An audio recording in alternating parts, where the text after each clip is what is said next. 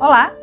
Você realiza autoaplicações de terapias holísticas? Eu sou a professora Vanessa do Portal Desperta Luz e nesse vídeo eu vou dar aqui algumas dicas que podem ajudar você na hora da autoaplicação.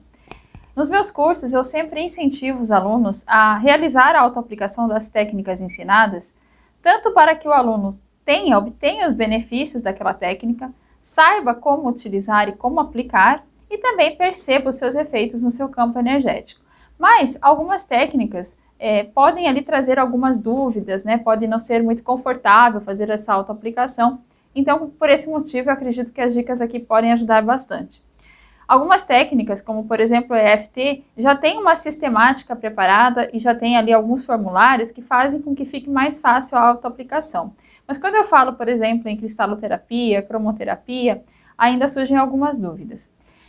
Eu sugiro que, num primeiro momento, independente de qual técnica você está utilizando, faça uma autoinvestigação, para que você perceba como você está naquele momento. E é interessante ir anotando como você está se sentindo emocionalmente, fisicamente, se está cansado, se está tenso, nervoso, triste, se aconteceu alguma situação recente, né? O que desencadeou ali aquele tipo de desequilíbrio, se houver algum desequilíbrio.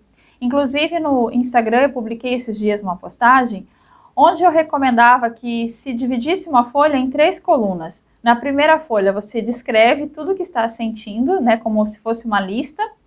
Na segunda coluna você pode anotar a qual chakra aquele desequilíbrio está relacionado. E na terceira coluna você pode anotar se aquele desequilíbrio é uma hiperatividade ou um enfraquecimento do chakra.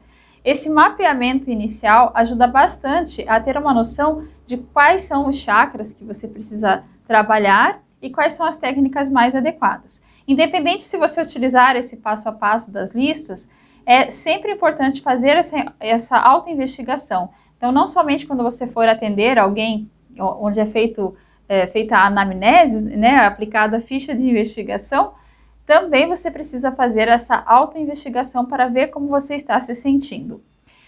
E sempre estar assim, prestando atenção, né? Se conectar com você e prestar atenção realmente como você está sentindo o seu corpo naquele momento de uma forma geral, para que depois você realize novamente essa avaliação.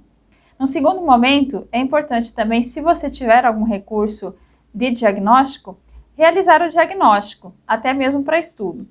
Então, se você tem uma técnica como, por exemplo, cinesiologia, terapia energética, reiki, radiestesia, esse é o momento em que você pode fazer também um diagnóstico energético para confirmar a sua investigação. Uma das dificuldades, né, que o pessoal apresenta é o fato de como você vai realizar isso em você mesmo. Por exemplo, com a radiestesia, né? Como você vai fazer isso com o pêndulo em você mesmo. Eu sugiro que, se você tiver alguma dificuldade nesse sentido, utilize o que nós chamamos de testemunho nas terapias holísticas, que é essa imagem, né, onde nós temos ali o esboço do corpo humano e a localização dos chakras. Nós utilizamos esse esboço para o envio de terapias holísticas à distância, mas você pode também utilizar como se você fosse o seu próprio testemunho. Fazendo então esse diagnóstico, nesse mapa, será mais fácil para você realizar então essas ações que são difíceis em relação à autoaplicação. Algumas técnicas de cristaloterapia, por exemplo, no qual é mais difícil fazer essa autoaplicação, você pode utilizar o testemunho para fazer então essa autoaplicação de uma forma externa, como se fosse em você mesmo.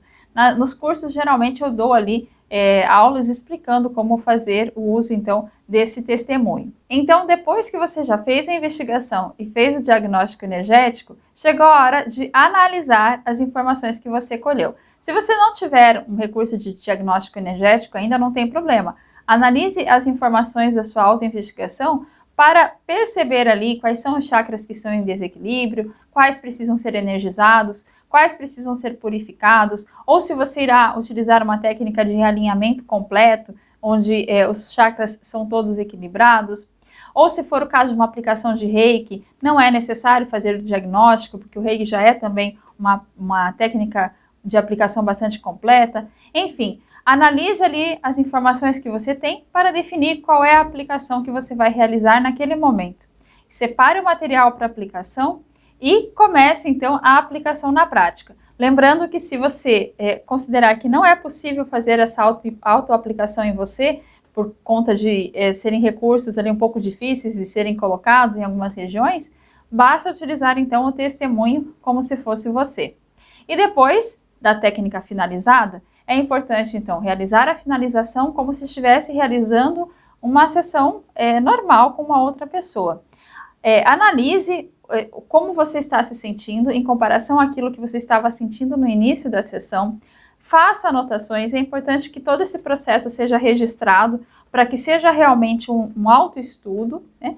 E perceba ali se você vai precisar utilizar algum recurso nos próximos dias para ajudar a manter, então, esse tratamento que você auto-aplicou. Então, por exemplo, quem faz um curso de terapeuta holística, né, que tem várias técnicas agrupadas ali no curso, você pode determinar se vai precisar utilizar um cristal durante a semana, um floral, um aroma, né? Se você utilizou uma cromoterapia, de repente, se você pode agregar ali durante a semana um aroma para reforçar aquilo que foi trabalhado e assim por diante. E, finalmente, realize aquelas etapas normais de encerramento de atendimento.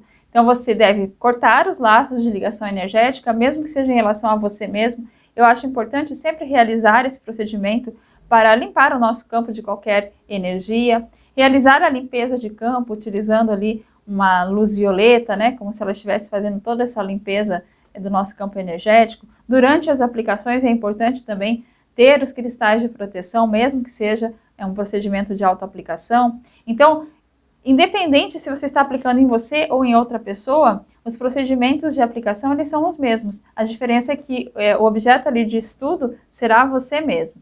E vários livros que eu li já sobre o assunto incentivam que aquele que está estudando, né, se dedicando a se tornar um terapeuta holístico em qualquer área, é importante, é primordial que você primeiro aplique as técnicas em você, para que você desenvolva um repertório energético, né, uma percepção energética mais apurada e tenha então condições de ajudar melhor as outras pessoas com as suas técnicas. Eu espero que essas dicas ajudem você na sua autoaplicação e eu volto então com o próximo vídeo. Até mais!